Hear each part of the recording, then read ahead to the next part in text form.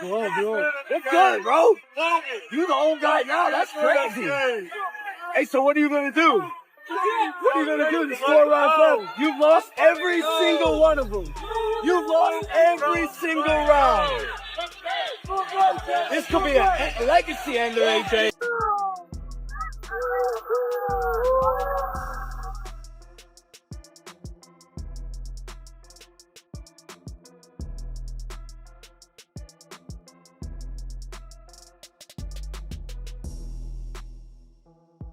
The boxing world has gone wild reacting to the intense showdown between Jake Paul and Anthony Joshua. There were 2 camps in the fight. The big, sensible camp that trusted AJ's size, pedigree, and knockout history, and the smaller, louder camp that insisted Paul wasn't just a YouTuber with a punch but a real dangerous variable.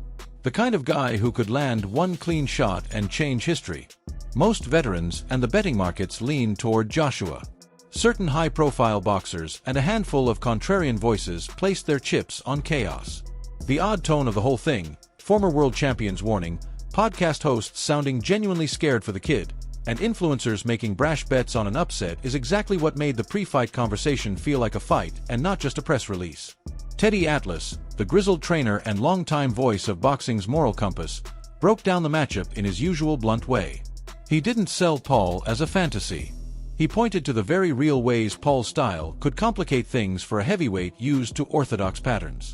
Atlas has always been less about picking a name and more about mapping the dangerous spaces in the ring. His view was essentially this fight isn't as black and white as the betting boards make it. It's a money grab. There's no doubt about that, but it's real too. We think it is anyway. And I have no reason to think it isn't, although I wouldn't be responsible if I didn't trust. Joe Rogan, whose podcast is one of the biggest stages for combat sport thinking, sounded almost paternal when he weighed in. He said the proposition was one of the craziest he'd seen and repeatedly warned that Joshua carries one-punch knockout power that can end a man's night or his career. Rogan's commentary was tinged with a mix of admiration for Paul's hustle and genuine concern for how unforgiving the heavyweight division can be. He wasn't making a heroic pick for Paul so much as issuing a cautionary bulletin. His point was simple. The numbers might favor Joshua, but a single punch makes that math optional. Nuclear power. One punch. And he's fast. Tyson Fury, who has a flair for both the performative and the provocative, sat oddly with the contrarians. Fury has publicly suggested he'd back Paul to land the kind of punch that changes everything, even gambling on the upset in conversation. That's striking because Fury is one of heavyweight boxing's loudest voices and rarely anoints outsiders without a reason. When Fury talked up Paul's chances, it moved the narrative not because Fury's opinion rewrites metrics, but because he's a living, breathing measure of heavyweight cred, and he was effectively saying, don't sleep on the underdog. Meanwhile, Alexander Usyk kept his comments measured but not dismissive.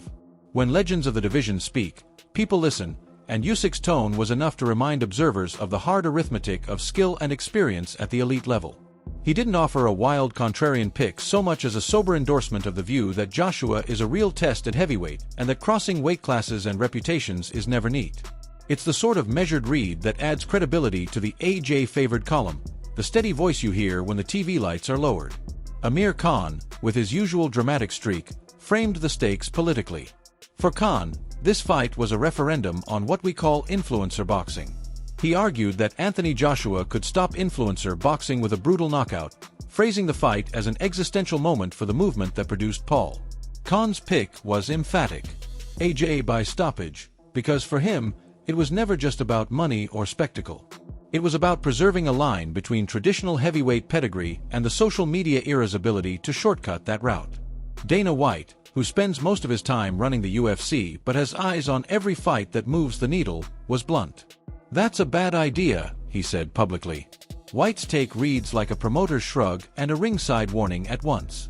He expected Joshua's size and experience to overwhelm Paul, and his remarks carried the extra weight of someone who's watched fighters step into mismatches, sometimes at a cost. White wasn't romantic about the matchup. He was pragmatic and a little cynical about the narrative risk to a crossover figure stepping into true heavyweight danger. David Haye was one of the more intriguing voices because he bucked the conservative tide. Haye suggested the upset was possible, even historic. A headline-grabbing call that turned heads because Haye himself is a former heavyweight champion who understands the stakes. When Haye talked about Paul's restraint in earlier fights and the unpredictability that sometimes hides inside a newer fighter, he positioned himself with the hope-laden contrarians. Paul's path isn't orthodox, but that doesn't mean it's impossible. Haye's voice added a layer of genuine tactical curiosity to the underdog argument. Michael Bisping, who wears his common-sense skepticism like a badge from his UFC days, expressed concern that Paul could walk away from the experience broken physically or mentally. That isn't a prediction about who wins. It's a comment about costs and consequences. Bisping's take mattered because it framed the discussion not solely as a sporting curiosity, but as something that could have real human fallout. His alarm was telling. The fight was more than a spectacle, and fighters' careers hung on nights like this. Hi, because Anthony Joshua is out there saying that he's going to kill Jake Paul. And a lot of people have come out of the woodworks. They're talking a lot of crap. Tyson Fury, number one. You big bum, useless tosser. Get up, and I can't wait if Jake Paul knocks your spark out, you big bum. But yeah, Anthony Joshua said that he will kill Jake Paul. He will kill someone in the ring if he can kill them. He's a respectful guy. He was raised by a good family. But if Paulie Malignaggi, never one to mince words, delivered what felt like an old boxing man's verdict. He gave a pragmatic, if grim, view of Paul's situation, acknowledging Jake's craft improvements but saying bluntly that facing a seasoned, hungry heavyweight is a different animal. Malignaggi's commentary was a mixture of respect for Paul's progression and a stern warning about what AJ's pressure and power can do to someone who's never consistently fought top heavyweights. When Paulie speaks about head movement and timing, people tend to listen because he speaks from a ring of experience and hard losses. Eddie Hearn, who had a foot in both camps as the promoter architect around so many crossover spectacles, set the theater tone. He mapped out a script in interviews that assumed an aggressive AJ opening and a quick finish, not as a boast, but as the commercial logic of how he expected the crowd to get what it wanted. That public script touched nerves because it sounded like a promoter telling the story he needed to sell while also being a practical business case. When massive money is at stake, narratives get tidy. Hearn's commentary was both marketing and prediction. That's it for today's video. Stay tuned. Until next.